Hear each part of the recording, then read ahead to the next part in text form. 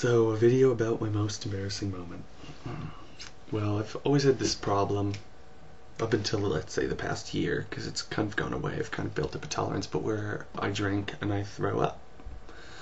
And last January, me and a bunch of friends of mine went down to a bar in Madison called the Essen House, little German-style bar, whatever. They have these things called boots and steins, and the boots are like this huge plastic boot that you fill up with beer, and stein is like a giant German stein glass. It's 5.5 liters of beer, and me and like 5 people drank basically most of it. A few people took a couple sips off of it, but whatever. After that I switched and started drinking whiskey, and we got there probably around 7:30, 8 o'clock, and I blacked out around 9:45. Last thing I remember is standing in a circle of my friends being like, "You guys are my favorite people in the whole world. I'm so glad I'm here with you right now." Literally. Like, I'm like, "You guys, I love you guys. You guys are so cool." Okay, and then I blacked out at that point, so everything from here on out for this night is hearsay. My friend Rachel said I disappeared for like an hour and a half, 2 hours, and she called me and was like, "Where are you?" Because she drove me down. She was obviously driving me home, and I'm like, "I'm out by the car." And she said I just continued to grunt until she hung up the phone. And then she walks out to the car to check on me, and I'm lying in a pile of snow in below zero weather in a long sleeve shirt with a t-shirt underneath it and some jeans, and lying on the ground next to a huge pile of vomit. So she goes in, says goodbye to people, leaves me lying in the snow. "Thanks, Rachel. No, it's okay. I'm pukey. I wouldn't want to put me in my car, in your car either, or my car for that matter, especially my car."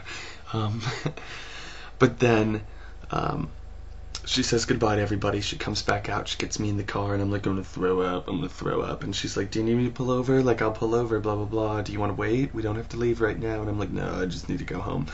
So we're driving down John Nolan Drive, which is like a little road that doesn't really have a whole bunch of turnoffs. It's kind of like a fake little highway. But apparently, I had to throw up. So I pushed my legs together, and I started puking all over my pants. And she said she's grateful that I at least tried to catch it. A little bit got on her seat. So puke pants. Now comes the embarrassing part. Like 2 days later, this was like a Wednesday night. 2 days later, I go out again on Friday night, get insanely tanked. Not that tanked, but pretty tanked. And then I had to work on Saturday. And when we worked Saturdays at my last job, there were 3 or 4 people on each team. There were 3 teams, so there's probably about, let's say, 12 people there, including management. And go into work, except no. Okay, I wake up, and I'm still drunk from the night before. It's like 7 in the morning. I have to be to work at 8. I think I went back to sleep for like 20 minutes and then got up, grabbed some clothes off the floor, because I was just like, I don't care what I'm wearing, I'm going to work. And I got to work, and guess what I was wearing? And it took me like 2 hours to realize, like 2 hours into the shift when I stopped being drunk. I was drinking a water bottle and sweating, and I was just like, oh God. Wipe off my face like this. Proceed to wipe my hands and my pants, and I'm like, what the fuck? And I slide my little rolly chair out of my cubicle, and I'm like, oh my God. So I walk up to my boss, and I'm like, "Heather, can I go home and change?" And she's like, "I don't think so. We need you here for coverage." She's like, "How about you wait till your lunch break?" I was like, "Well, my lunch break on Saturdays isn't long enough for me to go home and change and come back." And I was like, "Is there any way I can just, like, take an extra 15 minutes to go home and change?" And she's like, "No, we need you here for coverage."